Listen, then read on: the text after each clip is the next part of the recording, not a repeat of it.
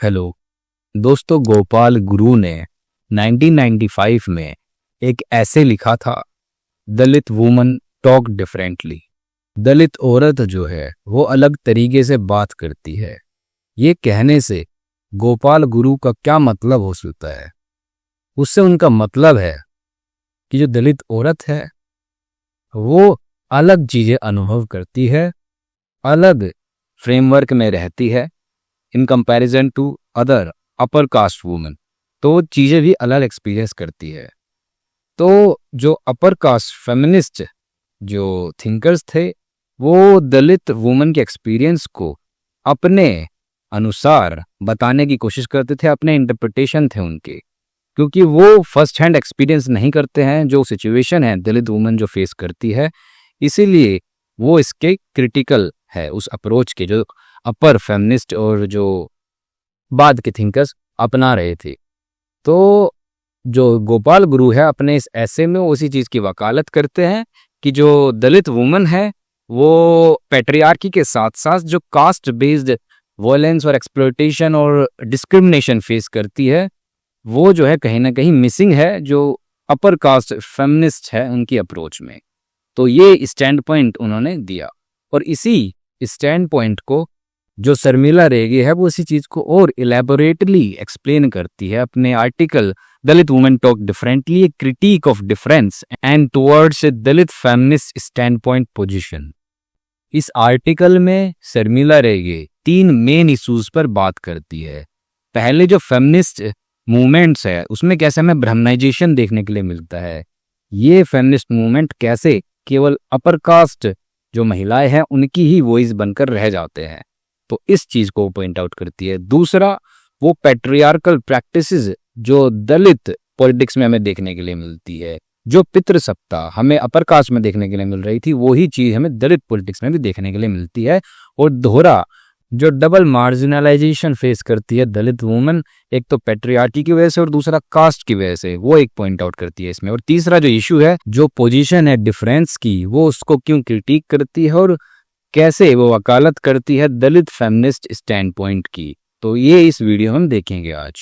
रेगे paper की शुरुआत में ही जो 1980s और 1990s में ब्लैक फेमिनिज्म का राइज देखने के लिए मिला था हमें अगेंस्ट द वाइट फेमिनिस्ट, तो उसको कंपेयर करती हैं जो दलित की आवाज है किसके अगेंस्ट में, जो अपर कास्ट वुमन के अगेंस्ट में थी। जैसे 1980s में ब्लैक फेमिनिज्म जो है वो खड़ा हो गया था, वो कह रहा था कि भाई जो वाइट फेमिनिस्ट है वो खाली अपनी बात कर रही है, जो रेसिज्म का मुद्दा है कहीं ना कहीं उन्होंने उसको नहीं उठाया, उनकी आवाज जो है दब कर रह रही है। वाइट फेमिनिस्ट जो थे वो कहीं ना कहीं फेल हो गए थे ब्लैक और थर्ड वर्ल्ड फेमिनिस्ट की आवाज को उठाने में। उनके अनुसार जो रेसिज्म की प्रॉब्लम है वो खाली ब्लैक फेमिनिस्ट की ही प्रॉब्लम है, उन्हें ही उसकी आवाज उठानी चाहिए। वो एड्रेस नहीं कर रहे थे उनकी प्रॉब्लम को। उनके अनुसार सेक्सिज्म और रेसिज्म जो है सेपरेट प्रॉब्लम्स है, लेकिन ब्लैक फेमिनिज्म में जो है इस चीज को क्रिटिक किया जाता है और वो ब्लेम करता है वाइट फेमिनिस्ट को कि कहीं ना कहीं उन्होंने अपने जो एक्सपीरियंस है उनको यूनिवर्सलाइज करने की कोशिश की है, उन्होंने इग्नोर कर दी है ब्लैक और थर्ड वर्ल्ड फेमिनिस्ट की वॉइसेस को। रेगे वेस्टर्न फेमिनिज्म की अप्रोच को क्रिटिक करते हुए लिखती है कि कहीं ना कहीं जो ये वेस्टर्न फेमिनिज्म उन्होंने पोस्ट स्ट्रक्चरलिज्म और पोस्ट मॉडर्निज्म में जो कैटेगरी ऑफ डिफरेंस की उसको अपनाया है। हालांकि ये जो कैटेगरी ऑफ डिफरेंस है, ये जो डिफरेंट एक्सपीरियंसेस फेस करती है वुमन उसको एक्नॉलेज करती है, लेकिन कहीं ना कहीं ये जो इंटरसेक्शनल एनालिसिस है उसको कहीं ना कहीं इंटीग्रेट नहीं कर पाती है। जैसे कि इंडिया में भी पोस्ट ओरिएंटलिज्म अप्रोच को अपनाया, जिससे जो इंटरसेक्शनैलिटी हमें देखने के लिए मिलती है कास्ट, क्लास और जेंडर के बीच में, वो कहीं ना कहीं साइडलाइन हो गई, उसको इग्नोर कर दिया गया। केवल और केवल जो डिफरेंट एक्सपीरियंसेस है उनको एक लाइट वे में दिखाया गया या ऑब्जर्व किया गया, इंटीग्रेट उनको नहीं किया गया उस तरीके से इंटरसेक्शनैलिटी को। तो इस अप्रोच के भी वो खिलाफ है शर्मिला रेगे, क्योंकि डिफरेंस की जो पोजीशन है इसमें कहीं ना कहीं डाइवर्सिटी तो एक्नॉलेज होती है, लेकिन जो वुमेन के एक्सपीरियंसेस है उनको सुपरफिशियली एक्नॉलेज किया जाता है। पोस्ट स्ट्रक्चरलिज्म और पोस्ट ओरिएंटलिज्म जो अप्रोच है इसमें कहीं ना कहीं जो कॉलोनियल डोमिनेंस है उसको तो एम्फेसाइज किया जाता है, लेकिन जो प्री कॉलोनियल सिस्टम है ऑफ ऑपरेशन जो कि आधारित है रेस पर, कास्ट, जेंडर और क्लास पर, उसको ओवरलुक कर दिया जाता है। नेशनलिस्ट रेजोल्यूशन में जो दलित वुमेन के मूवमेंट और नॉन ब्राह्मणिकल मूवमेंट्स हुए थे उनको कहीं ना कहीं एक्सक्लूड कर दिया जाता है, उनको इंक्लूड नहीं किया जाता। और दलित वुमेन की आवाज को तो उनके खुद के दलित मूवमेंट्स में भी सुना नहीं जाता, क्योंकि वो भी पैट्रियार्की पर बेस्ड होते हैं। दलित्स में भी पैट्रियार्की देखने के लिए मिलते हैं। तो दोहरा जो है डिस्क्रिमिनेशन फेस करती है दलित वुमेन। एक तो पैट्रियार्की के कारण जो उनके खुद के मैन हैं दलित में, वो जो है उनको पैट्रियार्की के कारण जो है डिस्क्रिमिनेट करते हैं। और दूसरा जो दूसरे मूवमेंट्स है वो वहाँ पर अपर कास्ट मैन और वुमन दोनों ही दलित वुमन को डिस्क्रिमिनेट करती है on the basis of their caste. तो इसीलिए रेगे अपने इस आर्टिकल में दलित फेमिनिस्ट स्टैंड पॉइंट की वकालत करती हैं और कहती हैं कि इंक्लूजन होना चाहिए फेमिनिस्ट स्टैंड पॉइंट में। जो इंटरसेक्शनैलिटी हमें देखने के लिए मिलती है कास्ट, जेंडर और क्लास में, तो इनका भी जो है इंक्लूजन होना चाहिए फेमिनिस्ट फ्रेमवर्क में। तो ये था उनके पेपर का एक ब्रीफ इंट्रोडक्शन। अगर बात करें उनके स्ट्रक्चर की पेपर की, तो जो पेपर है वो 4 सेक्शंस में उन्होंने ऑर्गेनाइज किया है। पहले सेक्शन में वो डिफरेंस की जो कैटेगरी है उसको रिव्यू करती है इन फेमिनिस्ट एनालिसिस। वो ट्रेस करती है कि कैसे जो डिफरेंस की कैटेगरी है, पोजीशन है, वो डोमिनेट करती है फेमिनिस्ट थ्योरी को और उसकी एब्स्ट्रैक्ट एप्लीकेशन को क्रिटिक करती है रेगे। उसके बाद दूसरे सेक्शन में रेगे हिस्टोरिकल कॉन्टेक्चुअलाइजेशन की बात करती हैं, जिसमें दलित वुमेन के स्ट्रगल को सिचुएट किया जाता है with in their historical lineage and critic करती है मेन स्ट्रीम फेमिनिस्ट फ्रेमवर्क्स को कि कैसे जो है उन्होंने दलित हिस्ट्री को इंक्लूड ही नहीं किया अपने फ्रेमवर्क में। तीसरे सेक्शन में रेगे बात करती है दलित वुमेन के एक्सक्लूजन की, not only in the upper caste movements but from their own Dalit movements, कि वो दलित मूवमेंट्स में भी एब्सेंट रहती है दलित वुमेन। और चौथे सेक्शन में रेगे बात करती है कि हमें जो है मूव करना चाहिए from this category of difference to the Dalit feminist stand point, जो कि चैलेंज करता है कास्ट और जेंडर हायरार्कीज को दोनों को एक साथ, और इंटरसेक्शनैलिटी को जो है फेमिनिस्ट फ्रेमवर्क में इंक्लूड करने की बात करता है। चलो अब सेक्शन वाइज समझते हैं कि रेगे अपने इस आर्टिकल में क्या बात करती है। पहले सेक्शन में क्या इंपॉर्टेंट चीज है वो देख लेते हैं। इसमें बात करती है 1970s का जो फेमिनिज्म है उस दौरान जो है कैसे उस समय का फेमिनिज्म डिफर कर रहा था फ्रॉम द लेफ्टिस्ट मूवमेंट। ये 3 कैटेगरी में उससे अलग था। पहली है वुमन को जो है एज ए कलेक्टिव एंटिटी देखना, कैसे उनके जेंडर के कारण उन्हें ऑपरेशन सहना पड़ रहा है। दूसरी कैटेगरी है एक्सपीरियंस की। यहाँ पर फेमिनिस्ट जो है जो वुमन के पर्सनल और सब्जेक्टिव एक्सपीरियंस है उन पर रिलाई करते हैं और वुमन के ऑपरेशन को हाईलाइट करती है। तीसरी कैटेगरी है पर्सनल पॉलिटिक्स। इसमें जो कहती हैं कि पर्सनल इज पॉलिटिकल, यानी पर्सनल ही पॉलिटिकल है, तो यहाँ पर एम्फसाइज करती है कि कैसे पर्सनल रिलेशनशिप और एक्सपीरियंस जो है ये पॉलिटिकल पावर और ऑपरेशन की साइट्स हैं। तो इस तरीके से जो 1970s में फेमिनिज्म है वो अप्रोच रखता है। लेकिन इस फ्रेमवर्क में प्रॉब्लम भी है। प्रॉब्लम क्या है? जो डिफरेंट रेस, क्लास और एथनिसिटीज की वुमन है उनका मार्जिनलाइजेशन हो जाता है। उनके एक्सपीरियंसेस को जो है नोट डाउन नहीं किया जाता, उनको साइडलाइन कर दिया जाता है। केवल जो अपर कास्ट, मिडिल क्लास और एजुकेटेड फेमिनिस्ट है उनके एक्सपीरियंसेस को ही यूनिवर्सलाइज कर दिया जाता है। जैसे वो बह रही है वो अज्यूम कर लेते हैं कि वैसे ही दूसरी जो वुमन है डिफरेंट एथनिसिटीज की, कल्चर की, रेसिस की, वो भी इसी तरीके से रहती है, एक्सपीरियंस करती हैं चीज़ें। लेकिन ऐसा नहीं है, उनकी जो एक्सपीरियंसेस हैं वो बिल्कुल अलग है।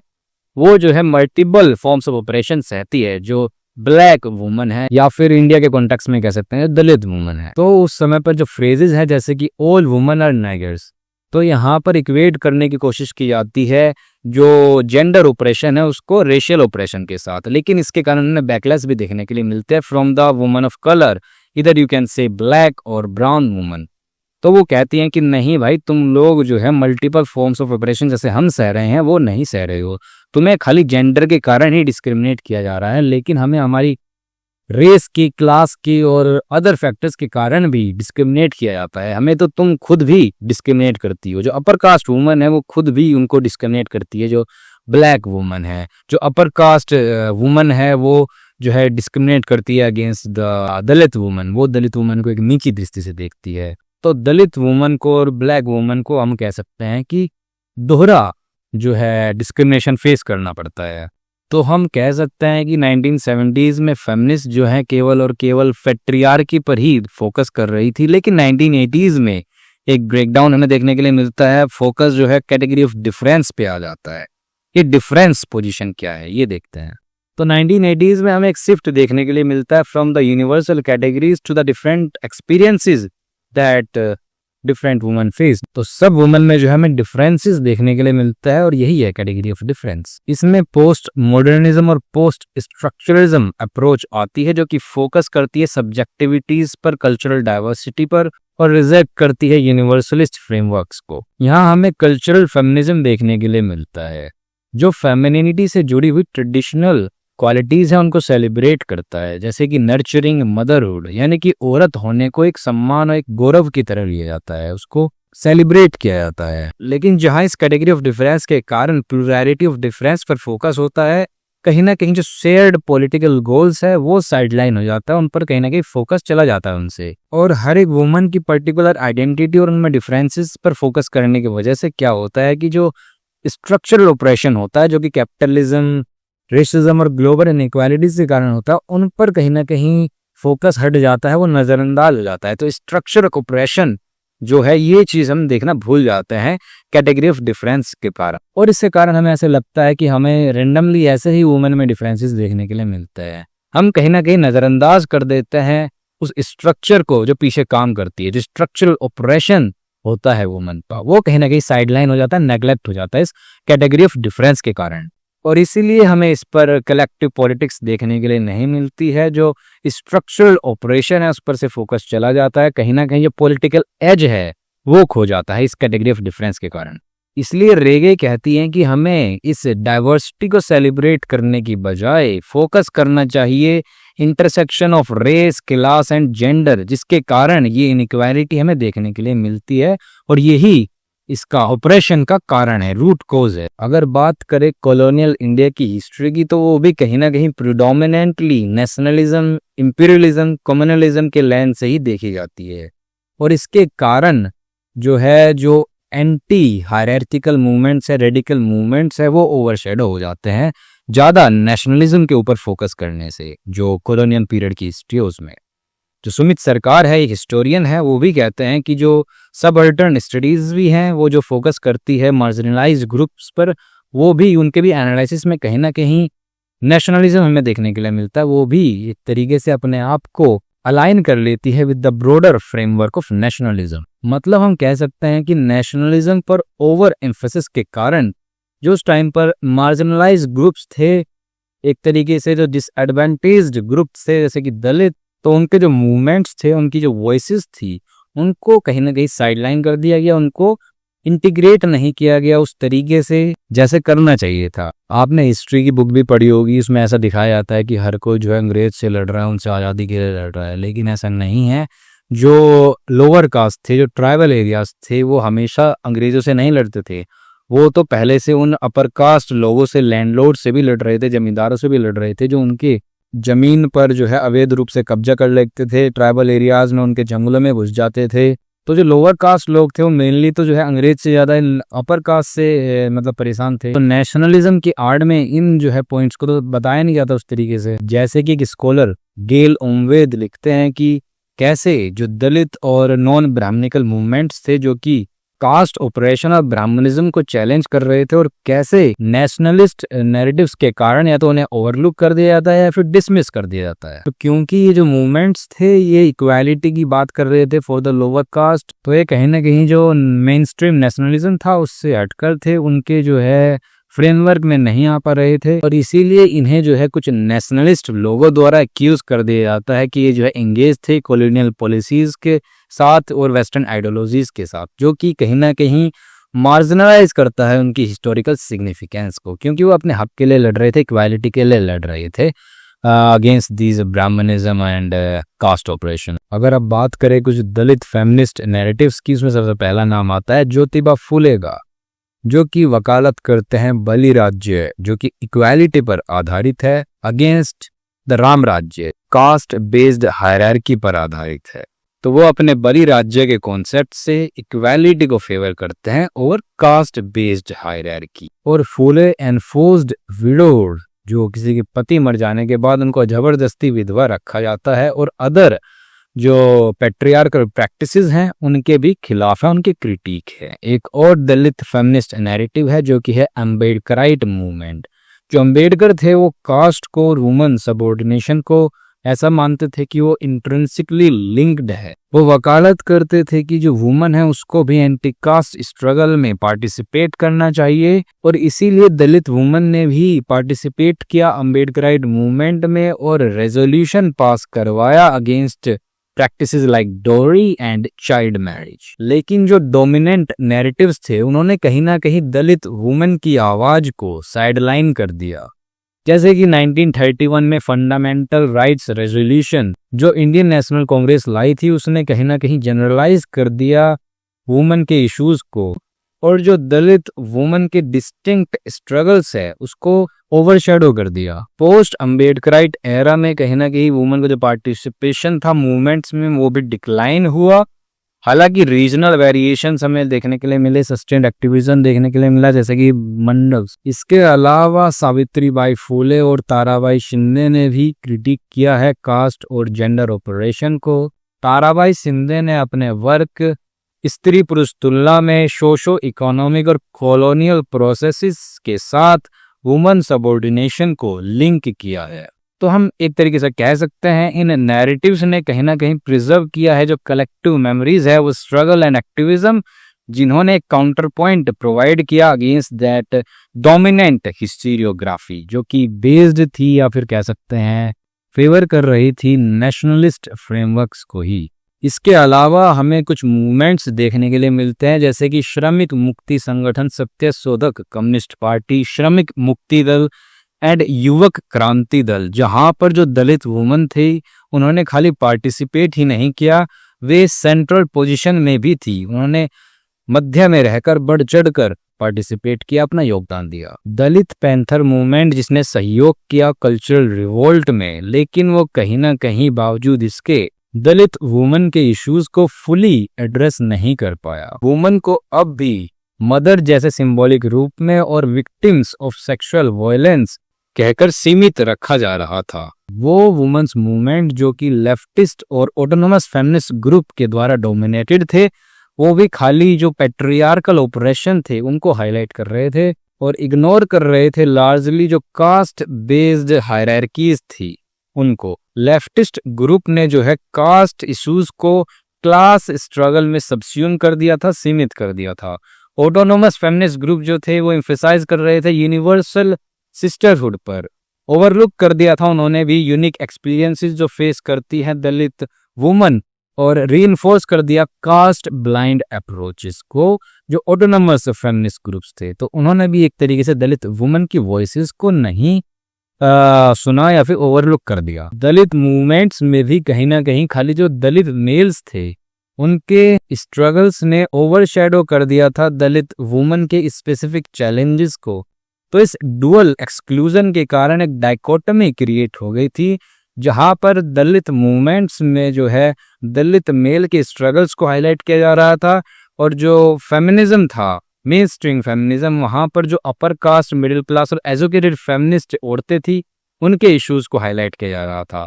तो जो दलित वुमन थी वो अभी भी अनरिप्रेजेंटेड थी कहीं ना कहीं। दलित वुमन जो है अभी भी पब्लिकली और कलेक्टिवली वायलेंस फेस कर रही थी, जैसे कि वर्क प्लेस पर सेक्सुअल असोल्ट और कास्ट रिलेटेड एजिटेशंस में भी वायलेंस फेस करना पड़ रहा था उन्हें। जैसे कि आप मथुरा रेप केस का एग्जांपल ले सकते हैं।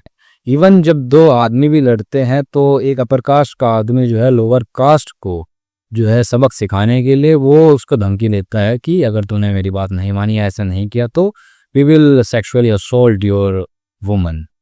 तो यहाँ पर जो है एक दलित आदमी को सबक सिखाने के लिए वो जो है एक दलित वुमन को असोल्ट करने की धमकी देता है। एक अपर कास्ट वुमन के साथ यहाँ पर फैमिलियर और डोमेस्टिक रिलेटेड वायलेंस ही होता है, जैसे कि डॉबरी रिलेटेड वायलेंस, लेकिन जो लोअर कास्ट फीमेल है उसको जो है धमकी दी जाती है सेक्सुअल असोल्ट की उसकी कास्ट के कारण। एंटी डाउरी और एंटी रेप मूवमेंट्स जैसे कैंपेन्स भी कहीं ना कहीं जो caste based nature of violence against Dalit woman वो उसको ओवरलुक कर देता है। रेगे लेफ्टिस्ट और ऑटोनोमस फेमिनिस्ट मूवमेंट्स को क्रिटिक करते हुए कहती हैं कि ये चैलेंज नहीं करता है ब्राह्मणिकल पैट्रियार्की को।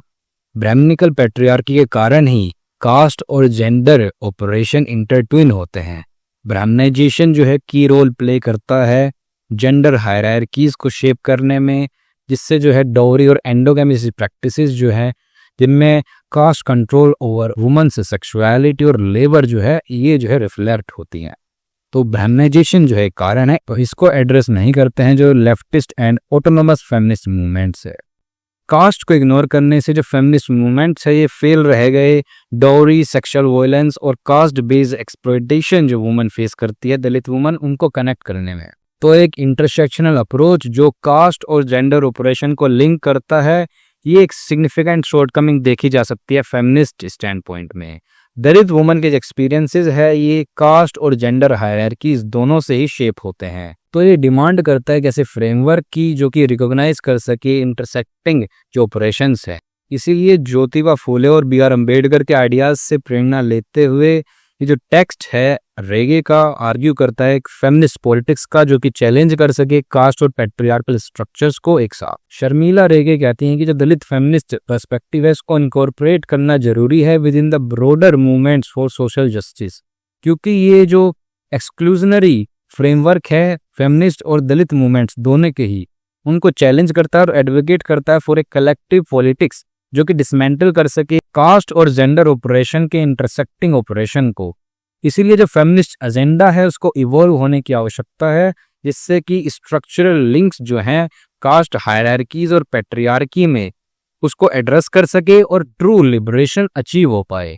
अब 1990s के दशक में हमें दलित वुमेन्स ऑर्गेनाइजेशन का फॉर्मेशन देखने के लिए मिलता है, जैसे कि national federation of Dalit women, all India Dalit women's forum, state level organisation जैसे कि महाराष्ट्र दलित महिला संगठन 1995 में आता है। सिग्निफिकेंट इवेंट्स की अगर बात करें तो विकास वंचित दलित महिला परिषद 1996 में प्रपोज करता है दिसंबर 25 जो है ये अंबेडकर ने जिस दिन मनुस्मृति को जलाया था इस दिन को जो है भारतीय स्त्री मुक्ति दिवस के रूप में मनाया जाना चाहिए, इंडियन वुमेन्स लिबरेशन डे के रूप में। बावजूद इसके कि ये जो सारी ऑर्गेनाइजेशंस है ये आइडियोलॉजिकली डिफरेंट है, लेकिन Brahmanical feminism, reservation for OBC women in legislative bodies, इन जैसे मुद्दों पर जो है ये एक साथ कोलैबोरेट करने के लिए तैयार हो गई। तो अगर अब कंक्लूड करते हुए मैं बताऊं कि जो दलित फेमिनिस्ट स्टैंड पॉइंट है जिसकी शर्मिला रेगे वकालत कर रही है कि आखिर है क्या, इसमें क्या चीजें आती है। तो सबसे पहले इसमें इंटरसेक्शनैलिटी आती है जो कि रिकॉग्नाइज करती है कैसे कास्ट, जेंडर, क्लास और अदर सोशल हायरार्कीज जो है इंटरकनेक्टेड होती है।